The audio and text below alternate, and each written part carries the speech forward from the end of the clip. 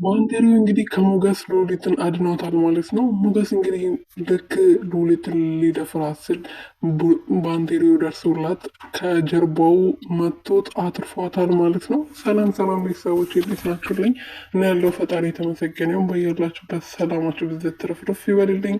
ትንሿ ሙሽራን ክፍል 17 ይዤላችሁ መጥቻለሁ። ክፍል 17 ላይ እንግዲህ ሞገስ እንግዲህ ሰውየው የወሰዳትን ሴት ራሱ ሊደፍራት ነበርና እቺንማ እሷ ጋር ሳትደርስ እቺን አበባ እኔ ነኝ ማጣጣም ያለብኝ ብሎ ውስን ስለነበረ ልክ ሊደፍራት ሲል እንግዲህ ባንቴሮ ሲከታተለው ስለነበረ ከመጀመሪያ ቀን ጀምሮ ሲከታተለው ስለነበረ ልክ ሊደፍራት ሲል ነው ከጀርባው ደርሰውላት ሉሊትን ያተረፋት ማለት ነው።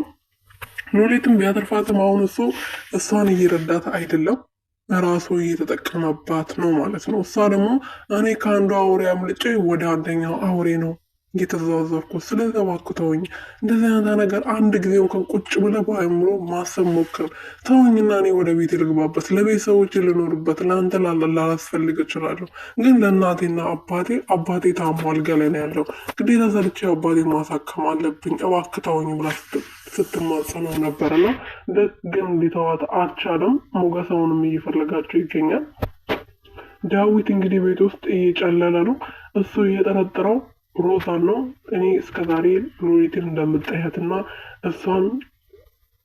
እሷን ያለማየት ብዙ ነገር እያረሽ እንደነበረ እሷን ከዚህ ቤት ለማስወጣት ብዙ ነገር እየሰራሽ እንደነበረ ነው የማውቀው። አሁን ደግሞ በዚህ ሳምንት ውስጥ በድንገት ተቀይረሽ እናት እየሆንሽላት ነበረ። ስለዚህ ይሄ ነገር ደግሞ ጥርጣሬ ያስፈጥራል። ዝም ብዬ ቁጭ ልል አልችልም፣ ነገሮቹ ናቸው ወደ አንቺ እንዲያጠቁሙኝ እያደረጉኝ ያሉት ብሎ ሮዛ ስጠይቃት ነበር። እና እኔ እንደዚህ አላረኩም፣ ጥሩ ሰውንላት ለምን ጥሩ ሆንሽላት ትለኛለህ፣ መጥፎ ሰውን ለምን መጥፎ ሆንሽ ትለኛለህ። አሁን ደግሞ ጥሩነቴ እንደዚህ የሚያስጠረጥረኝ ከሆነ እኔ ምንም እጅ የለበትም፣ እኔን ከዚህ ነገር ውስጥ አስወጣኝ እያለችው ነበረና በደንብ እጇ አለባት።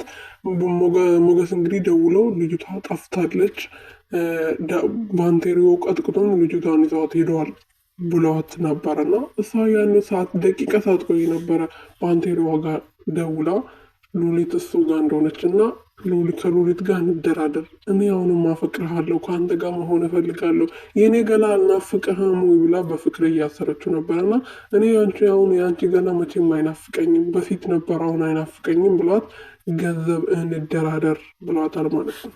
በገንዘብ ሉሊትን ሰጥሻለሁ፣ ገንዘብ ውስጥ ሰጥሻለሁ ሳይሆን አስወግድልሻለሁ፣ ምክንያቱም ግደልልኝ ነው ያለችው ማለት ነው። ስለዚህ ገንዘብ እሰጥሃለሁ እንትናን ወይም እንደዛ ደላላ አሳልፈ ስጣት ወይም ደግሞ አስወግዳት እያለችው ነበር። እና እሱም ደግሞ እንዳስወግድልሽ ከፈለግሽ ገንዘብ ጠቀም ያለ ገንዘብ እፈልጋለሁ፣ እሱ ፓንካውት ያስገቢና ከዛ በኋላ የምናውረው ነገር እንነጋገራለን ብሏታል ማለት ነው።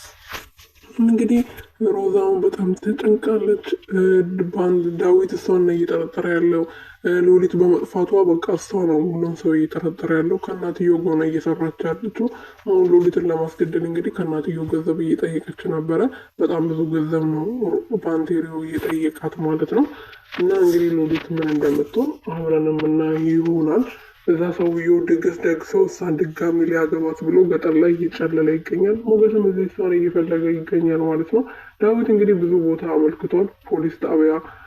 እናትየውም የሉሊት እናትም ተጨንቆ እሷ የታገተች በቃ ልቦናቸው ነግሯቸው በተደጋጋሚ ደውሎ ዳዊትን እየጠየቁ ነበር። ዳዊት እንግዲህ ምን እንደሚመለስ ግራ ገብቶ ደህና ነች ብሎ ነበር ሲመልስ የነበረው። አገናኘኝ እባክህ ልዕልቴን አገናኘኝ ብሎ ብለምኑትም ሊያገናኛቸው አልቻለም። ምክንያቱም ሉሊት ቤት ስለሌለች ማለት ነው። እና ከባንቴሪዮም ታመልጣለች ብዬ ተስፋ አድርጋለሁ።